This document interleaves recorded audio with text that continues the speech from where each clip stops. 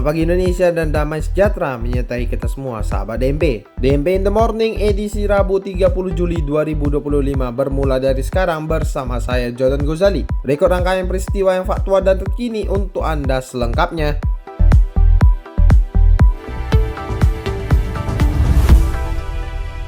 Kabar duka datang dari dunia ekonomi dan politik Indonesia dengan meninggalnya ekonom senior sekaligus mantan Menteri Koordinator Perekonomian Kwik Kan Gi yang dikenal sebagai sosok yang vokal dan kritis terhadap kebijakan pemerintah. Kwik Kan Gi lahir pada 11 Januari 1935 yang dikenal sebagai ekonom, akademisi, dan tokoh publik yang memiliki integritas tinggi. Pernah menjabat sebagai Menteri Koordinator Bidang Ekonomi, Keuangan, dan Industri, serta Menteri Perencanaan Pembangunan Nasional atau Kepala Bappenas. Semasa hidupnya, Kwik Kan Gi dikenal konsisten menolak liberalisasi ekonomi yang berlebihan dan kerap mengkritik campur tangan asing dalam kebijakan ekonomi Indonesia, serta aktif menulis, mengajar, dan menyuarakan pendapatnya hingga akhir hayatnya.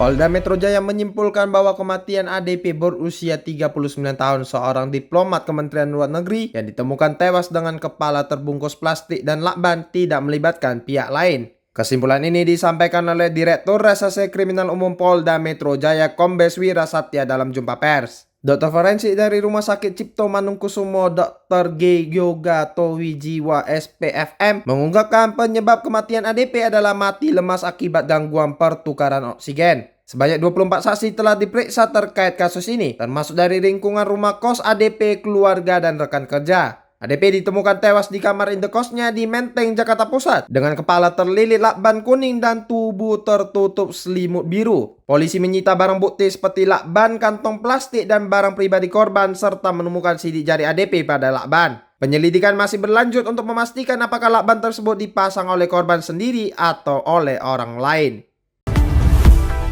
Presiden Prabowo Subianto menerima kunjungan Perdana Menteri Malaysia Anwar Ibrahim di Istana Kepresidenan Jakarta dalam rangka konsultasi tahunan ke-13 Indonesia-Malaysia yang bertujuan untuk meningkatkan hubungan strategis kedua negara.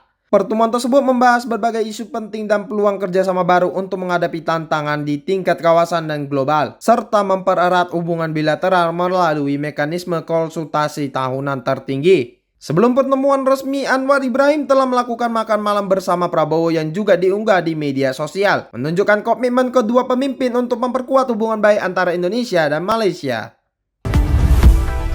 Perdana Menteri Malaysia Anwar Ibrahim mengakui mengenal Muhammad Rijal Khalid, tersangka kasus dugaan korupsi di PT Pertamina. Namun ia mengaku tidak mengetahui keberadaan Rijal Khalid saat ini. Anwar Ibrahim menyatakan bahwa dirinya pernah bertemu dengan Rijal Khalid tetapi tidak mengetahui apakah Rijal Khalid berada di Malaysia atau negara lain. Anwar Ibrahim menegaskan bahwa Malaysia akan bekerja sama dengan Indonesia jika diperlukan dalam pencarian Rijal Khalid dengan syarat adanya kepastian hukum terkait kasus tersebut. Sebelumnya, berdasarkan data imigrasi, Rijal Khalid meninggalkan Indonesia menuju Malaysia pada 6 Februari 2025. Rijal Khalid juga tercatat pernah berada di Singapura pada Agustus 2024. Rijal Khalid adalah salah satu dari 18 tersangka dalam kasus dugaan korupsi tata kelola minyak di PT Pertamina Subholding dan kontraktor kontrak kerjasama tahun 2018 hingga 2023.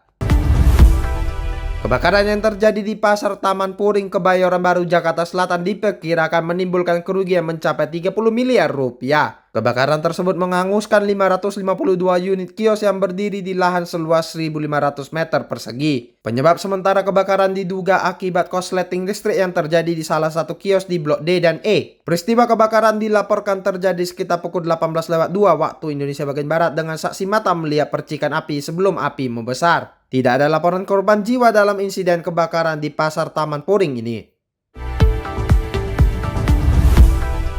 Wakil Gubernur Sumatera Barat Vasco Rusemi menolak mentah-mentah tudingan yang menyebut daerahnya intoleran setelah terjadi aksi pembubaran paksa dan perusakan rumah doa milik jemaat GKSI di Padang. Ia menyebut insiden tersebut pasti ada penyebabnya dengan peribahasa ada asap pasti ada api. Ia juga menyatakan bahwa kejadian tersebut sedang didalami untuk diketahui penyebabnya. Vasco menegaskan bahwa kekerasan dan intimidasi dalam bentuk apapun tidak dapat dibenarkan, serta menekankan pentingnya menjaga nilai-nilai toleransi dan kehidupan beragama yang damai di Sumatera Barat. Pihaknya telah berkoordinasi dengan Kapolda untuk mengusut kasus ini secara menyeluruh, transparan, dan adil, serta berharap para pelaku diproses sesuai dengan hukum yang berlaku. Sebelumnya diberitakan puluhan warga menggeruduk sebuah rumah yang dijadikan sebagai rumah doa bagi jemaat Kristen di RT 3 RW 9, Kelurahan Padang Sarai, Kecamatan Koto Tangah Padang, Kota Padang, Sumatera Barat pada Minggu 27 Juli 2025. Aksi tersebut diwarnai perusakan. Ketua Pemuda RW setempat Yendanir mengatakan warga terpancing karena provokasi dari pihak jemaat dengan narasi mengajak perang antar agama.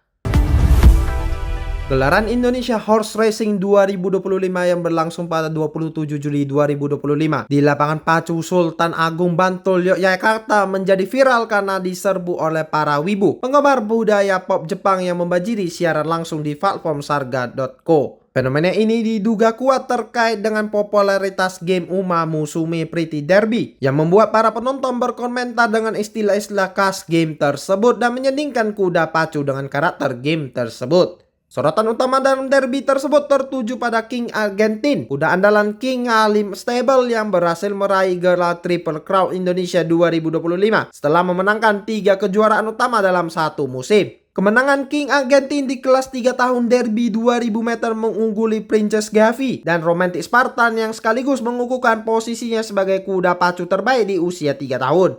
Kolom komentar siaran langsung dipenuhi dengan meme dan fan art yang menggabungkan kuda pacu Indonesia dengan karakter anime yang menciptakan tren Uma Musume versi Nusantara yang viral di media sosial. Fenomena ini menunjukkan potensi besar untuk menghidupkan kembali olahraga pacuan kuda di era digital dengan menarik minat generasi muda melalui pendekatan kreatif dan relevan. Jajaran tim manajemen PT Kalbe Pharma Tbk mengunjungi Search Center pada Senin 28 Juli 2025 lalu. Kunjungan yang dipimpin oleh Presiden Direktur PT Kalbe Pharma Tbk Irawati Setiadi ini membawa 25 petinggi top di Kalbe. Setibanya di Search Center, para petinggi diajak untuk berkeliling Search Hospital yang didampingi oleh Direktur Search Hospital Suryadi Wang. Kemudian diikuti dengan kunjungan ke Aula Jingse dan berakhir di studio The ITV. CEO The ITV Elisa Sai mengatakan kunjungan ini mencerminkan sinergi antara Search dengan Kalbe yang saling melengkapi dalam mewujudkan misi kemanusiaan, mengobati jiwa dan raga masyarakat Indonesia yang lebih sehat dan penuh kasih. DP International News. Warner Bros. Discovery hari ini secara resmi mengumumkan pemisahan perusahaan atau split yang kemudian akan berlangsung pada pertengahan tahun 2026. Divisi streaming and studio yang akan mengaungi Warner Bros. Television, Warner Bros. Motion Pictures Group, DC Studios, HBO Max, dan Warner Bros. Gaming Studios, serta koleksi film dan televisi legendaris mereka akan berganti nama menjadi Warner Bros. Sementara divisi Global Networks yang akan mencakup merek-merek televisi hiburan, olahraga, dan berita terkemuka di seluruh dunia seperti CNN, TNT Sport di Amerika Serikat, Discovery, dan saluran-saluran siaran gratis terkemuka di seluruh Eropa, serta produk-produk digital seperti layanan streaming Discovery Plus dan Bleacher Report akan dinamai dengan nama Discovery Global. Gencatan senjata antara Thailand dan Kamboja yang disepakati pada tanggal 28 Juli 2025 malam dilanggar hanya beberapa jam setelah mulai berlaku pada 29 Juli 2025. Militer Thailand menuduh pasukan Kamboja melancarkan serangan di wilayah perbatasan, meskipun kedua negara telah sepakat untuk menghentikan perang. Kesepakatan gencatan senjata tanpa syarat dicapai dalam pertemuan di Putrajaya, Malaysia, dan mulai berlaku pada pukul 00 waktu setempat. Juru bicara militer Thailand Kolonel Witnia Surai menyatakan bahwa pasukan Kamboja meluncurkan serangan bersenjata setelah perjanjian diberlakukan yang dianggap sebagai pelanggaran yang disengaja. Perdana Menteri Kamboja Hun Manet menyatakan bahwa situasi di garis depan telah mereda sejak gencatan senjata dimulai. Konflik yang terjadi sejak Kamis sebelumnya telah menyebabkan sedikitnya 38 orang tewas dan sekitar 300.000 warga mengungsi, mendorong intervensi dari Presiden Amerika Serikat Donald Trump. Kedua belah pihak saling tuduh telah melanggar perjanjian, termasuk penggunaan bom klaster dan penargetan rumah sakit, dengan perbedaan klaim mengenai jumlah korban jiwa. Presiden Amerika Serikat Donald Trump mengkritik wali kota London Sadiq Khan sebagai orang yang tidak menyenangkan saat berbicara di Skotlandia, yang kemudian dibela oleh Perdana Menteri Inggris Keir Starmer. Trump menyatakan bahwa ia tidak menyukai kinerja Khan yang telah menjabat sebagai wali kota London sejak tahun 2016, meskipun ia berencana untuk mengunjungi London. Komentar Trump muncul dalam konteks pertanyaan mengenai kunjungan kenegaraan ke London pada September mendatang, yang dijawab Trump dengan nada negatif terhadap Khan. Hubungan antara Trump dan Khan memang tegang, terutama sejak Khan mengkritik populis reaksioner Barat dan Trump menuduh Khan menganangi terorisme dengan buruk. Juru bicara Khan menanggapi dengan menyatakan bahwa Khan senang Trump ingin mengunjungi London dan melihat bagaimana keberagaman memperkuat kota tersebut.